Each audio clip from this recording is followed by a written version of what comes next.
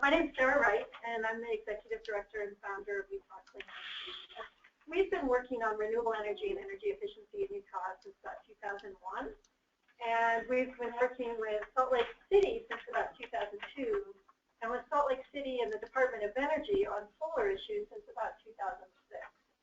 So this meeting today is part of a grant that we have through the Department of Energy to advance solar in the state of Utah, and we have a goal of 1,075 megawatts of both utility and distributed energy by 2024, and I think really on track to meet that. But they really wanted us to explore solar and storage for healthcare facilities as well. So I want to introduce Kate. I hope I didn't say too much of what she was planning to say, but Kate is our solar project coordinator, and she's really managing the entire Department of Energy solar project that we have with the city. So,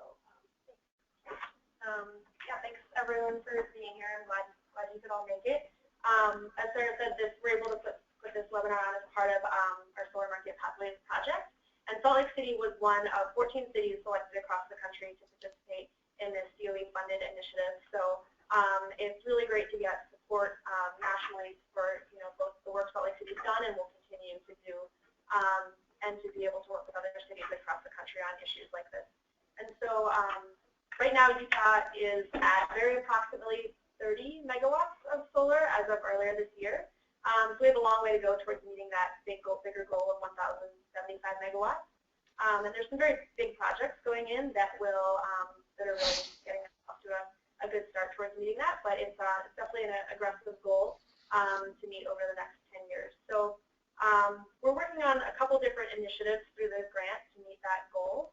And as Sarah said, this is part of an initiative to help integrate solar and storage for emergency preparedness, and particularly focusing on strategies that can help healthcare facilities in Utah use solar and storage to increase their resiliency and to increase community resiliency.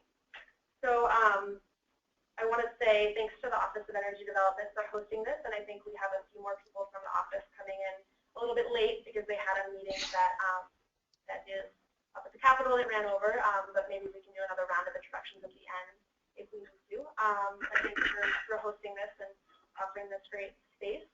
And so to present today, we have Seth Mullendor, who's with Clean Energy Group. And Clean Energy Group is a national expert on clean energy technology and finance. And they work on developing innovative clean energy projects, particularly with solar and storage across the country. So Seth's really a great resource and an expert on kind of the latest and greatest in solar and storage technologies. So I've had the opportunity to hear about some of the projects they're working on, and I'm really glad that he can be here to present and then to talk with you all afterwards and answer some of the questions you might have. So to get started, I think it would be helpful to do a round of introductions and maybe just let us know who you are, who you're with, and then if there's anything in particular you'd really like to get out of this presentation, then that would be useful to know as well. And just as a heads up, we are also recording this, so if you had colleagues who weren't able to be here, if you need to step out early, we'll be able to send it to you afterwards, so you can pass it along. And Seth's on the phone, so yeah, Seth, can you still hear us? Yes, I can. Hi, everybody. Great. Yeah, so I can start from here. I am Mithali Gupta with Utah Clean Energy, and I guess most of you would have received emails from me for this workshop. So I'm sort of working primarily on solar and storage for emergency preparedness, part of our grant. So I'm sort of your contact point for any kind of discussion. Great. I'm Brad Busafe with Architectural Nexus, architectural firm. Here at the best of my colleague, David Griffin, who's been involved. My name is Brooke Kimball. I'm with the Governor's Office of Energy Development, and I'm the Energy Efficiency and Environmental Program Coordinator. Steve Bergstrom, Intermountain Healthcare, Director of Sustainability, and we're looking for some supplemental to what we currently use for our emergency preparedness.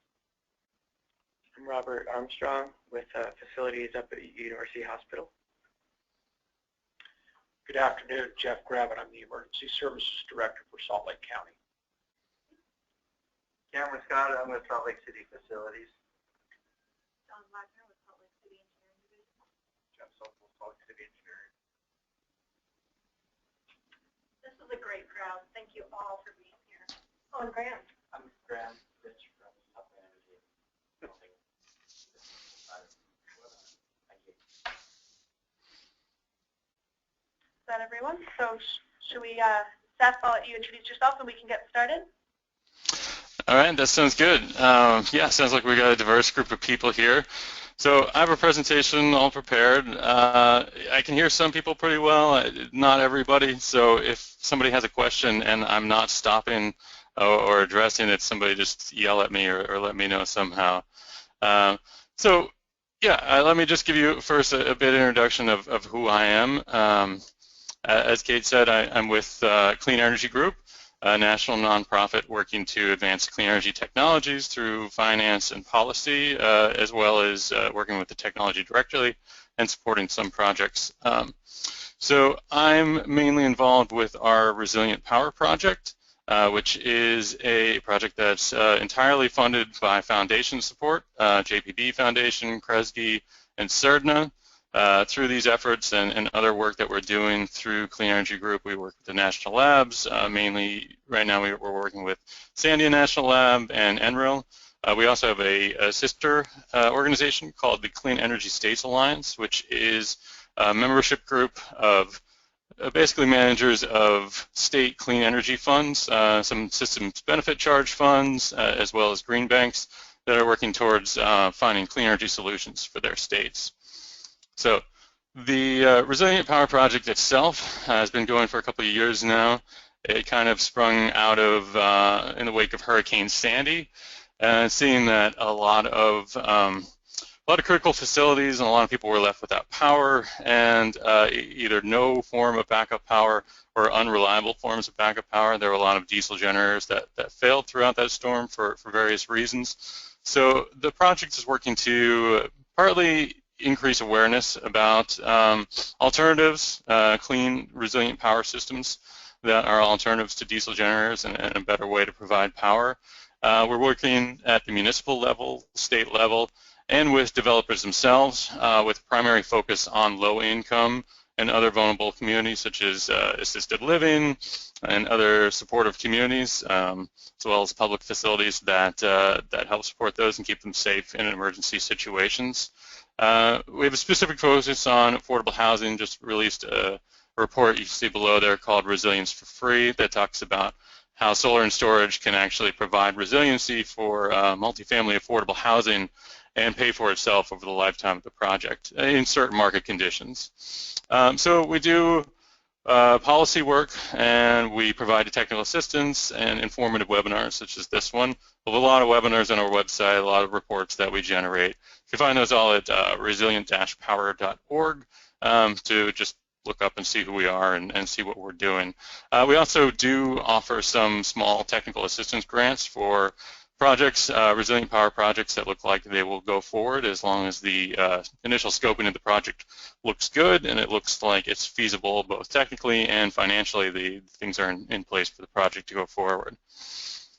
So I wanted to show you a little bit what resilient power looks like and what it means when we're talking about resilient power. Obviously, when we're talking about this, the primary focus of this is to provide power to critical electrical needs when the main grid is down. I mean, that's the primary focus here. It's emergency power, it's backup power for people to get through, whether through a storm or any other reason there's a power outage.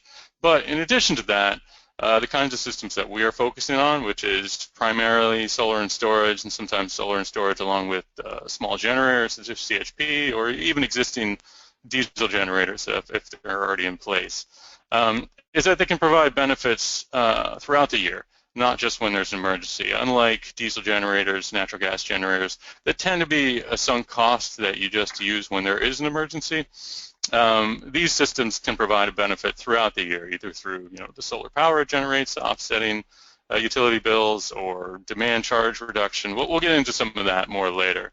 These are two examples of projects. The first one is actually where I'm located here in Vermont. It's called the Stafford Hill Solar Project. It's 2.5 megawatts, I believe, of solar power and 4 megawatts of energy storage, both lead acid and lithium ion. And the project is owned by Green Mountain Power, our utility here. And in addition to providing solar energy reliably and helping provide grid services, it also is connected to Rutland, Vermont, their local high school, which acts as an emergency shelter in storms. They experience frequent outages there due to mainly winter storms. Another project, much more urban project, this is one that's going to be going ahead in New York City, and it's a low-income housing project. This is the one below. And it's going to have solar panels as well as storage, and it does have some existing backup power already there, but the solar and storage is going to help provide power for water pumps when there's an outage, so people on upper floors can have access to clean running water when there's an outage, which they wouldn't have had before. So just an example of the kind of scale and scope and what these projects can look like. So just going to give you a little description of, this is your standard solar system right here. You've got your solar, you've got your inverter, which we're calling a grid-tied inverter. It's connected to the circuit breaker and your loads and the utility. Problem is, with most of the systems that are installed today, is the grid-tied inverter. Because of the way that it's put in and because of safety regulations, it becomes unusable. It disconnects and goes offline when there's an outage. Because the utilities don't want to have you pumping power onto the system and exporting to the grid when they have their line workers out working on it. They can't have live wires there.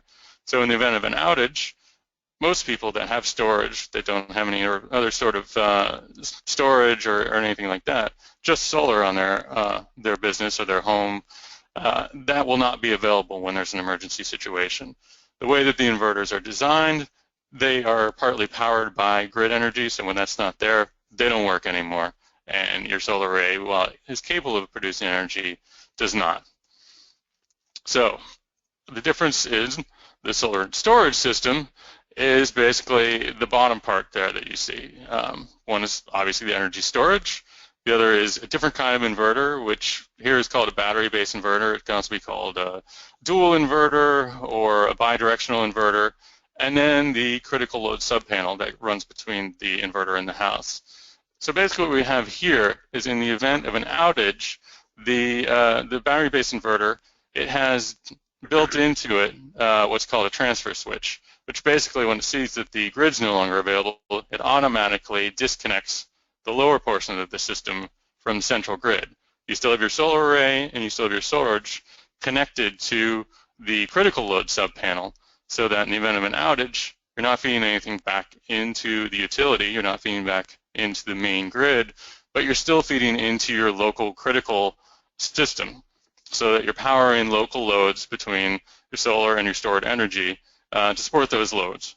How long you can support those loads, of course, depends on how your system's sized, and you have to have solar available to be able to recharge the batteries if you expend your storage period.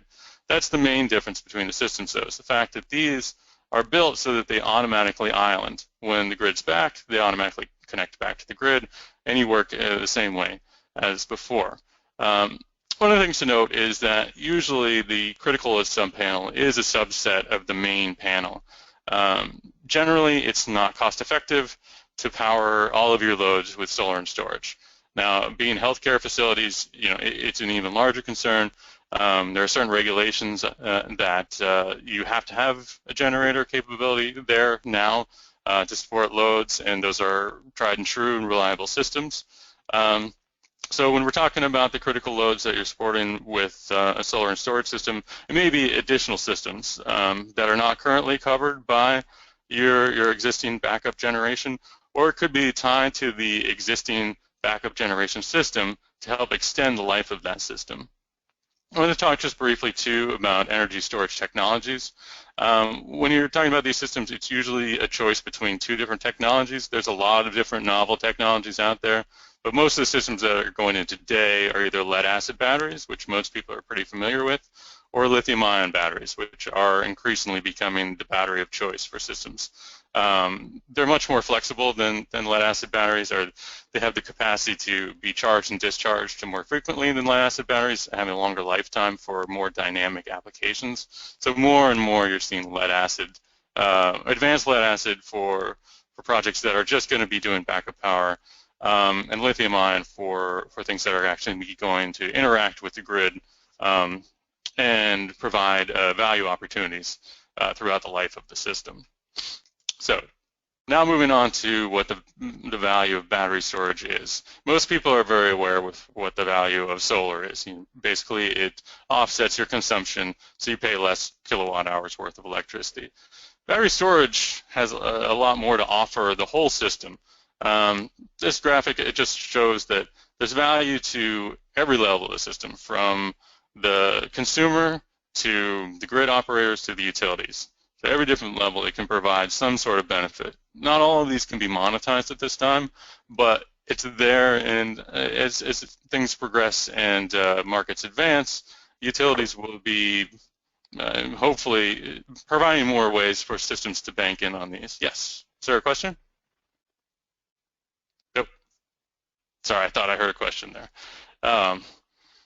So one of the things that I wanted to also focus on here is that where the battery system is located is also important on the benefits that you can monetize on in the system.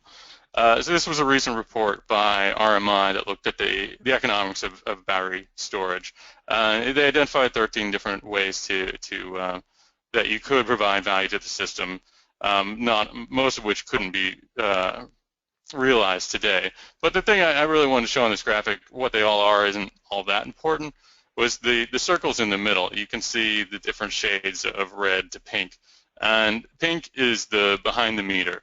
And it's only these systems, the customer-sided systems, that have the ability to provide value from all the potential value streams that are out there. And that's what we're talking about here, is systems that are actually located at the customer site so that you can get all the benefits that are possible to be realized with the system. So now I want to look at, okay, so what values can actually be realized by healthcare facilities in Salt Lake City today? There's all these potential value streams. People talk a lot about what storage can do. But the reality is that in today's market, under today's conditions, it can only do certain things. It only can provide certain value to people in Salt Lake City that are putting these systems in. So, of course, the one that we're most concerned about today is emergency backup power, and that's, of course, a big one for healthcare facilities. Another one that you don't hear about as much is actually power quality. I'll talk about that in a bit. Then there's utility bill savings through a couple different ways, and then potentially utility services. Now that involves some coordination with the utilities. Then you may have to get them involved in this conversation. Obviously, you're going to want to get the utilities involved at some point. It's just whether or not they see the potential value in the system, are willing to work with people that have the systems to work on a way to monetize those benefits so that everyone can be rewarded from those. So the first I want to look at is the customer value that you can get from these systems. So looking at backup power and power quality.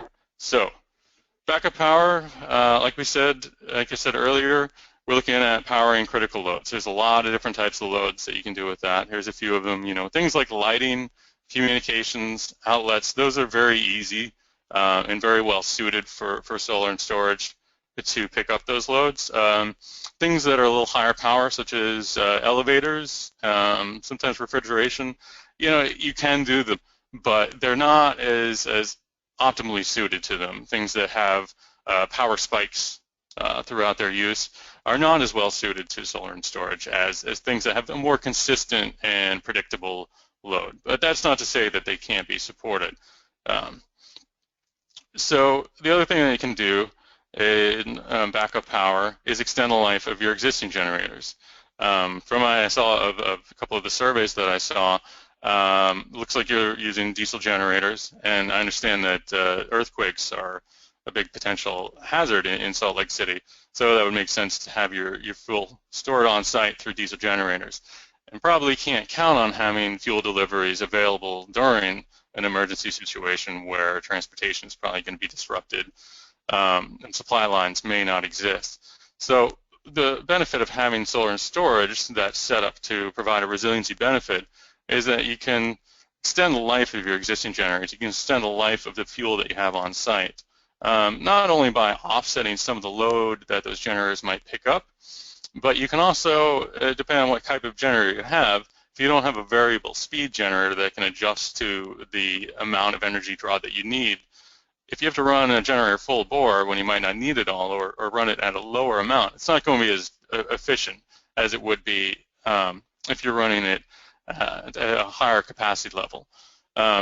So solar and storage can significantly extend the life of a diesel generator, especially if a generator is normally running at a less than efficient capacity, which the military in particular has looked into this quite a bit and found to be a big benefit there.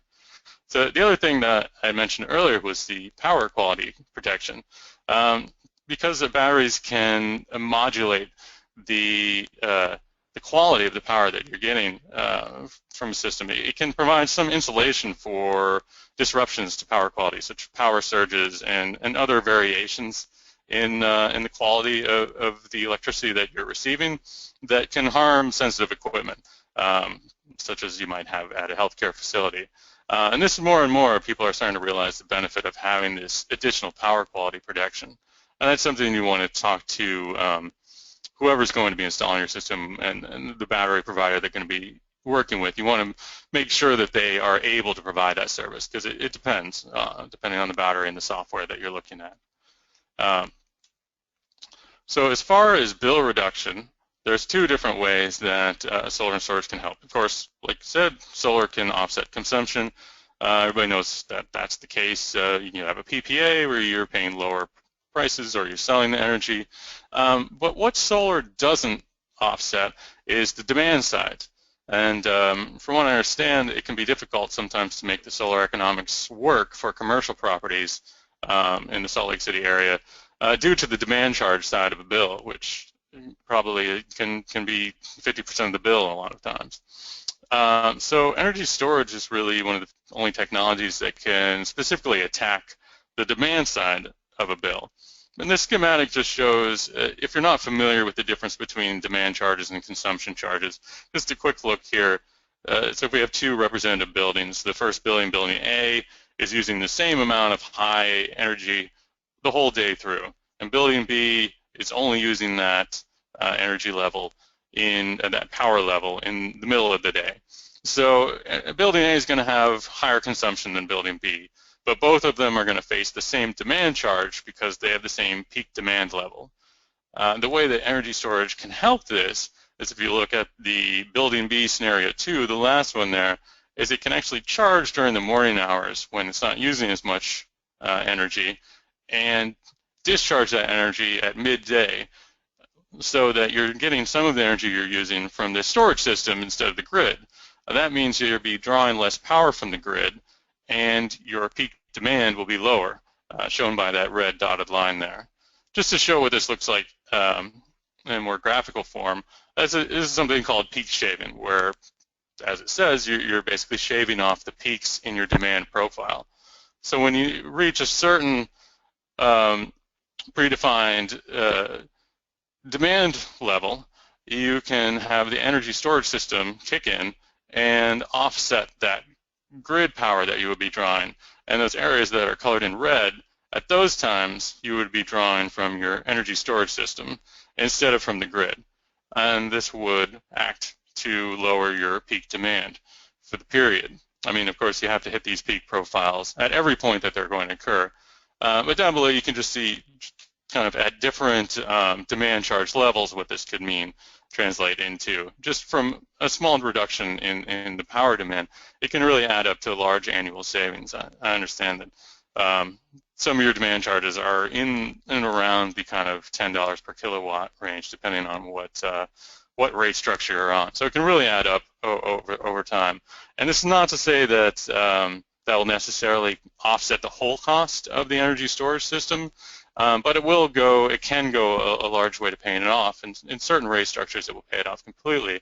But when you think about the extra resiliency that you get along with the system as well, it can all pay off in the end, and this can cut into the cost of having the system over time. So this is just a more graphical representation of the demand management that I was talking about.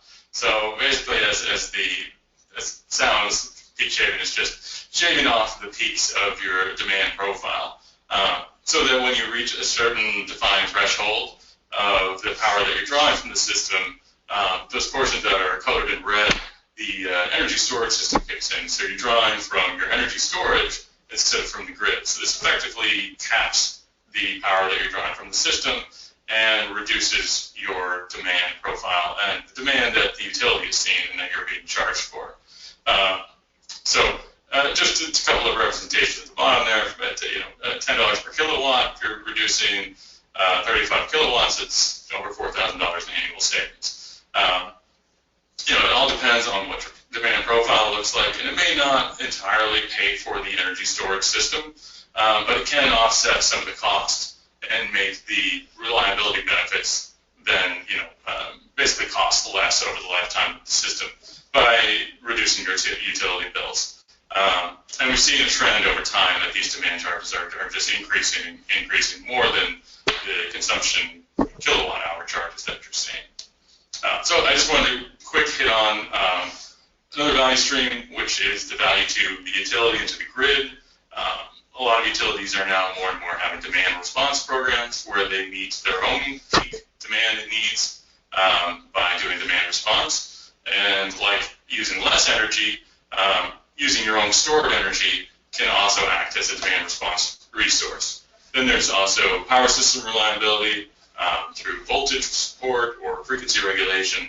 We're seeing this in some markets around the country. Where you are, you would have to directly coordinate with the utility to see if they're interested in investigating some of these value streams that they could benefit from. But I'm not sure that they're aware or if your utility is interested in exploring those opportunities. So I want to wrap this up because I'd like to get to questions. Just one more thing. Kind of the value that this can provide to the Salt Lake City community on a larger scale. You guys have some great ambitious sustainability goals that energy storage, in itself is not renewable energy. But what it can do is help facilitate the transition to higher levels of renewable energy through adding this flexibility to the system, being able to charge and discharge to meet the variability that renewable energy comes along with.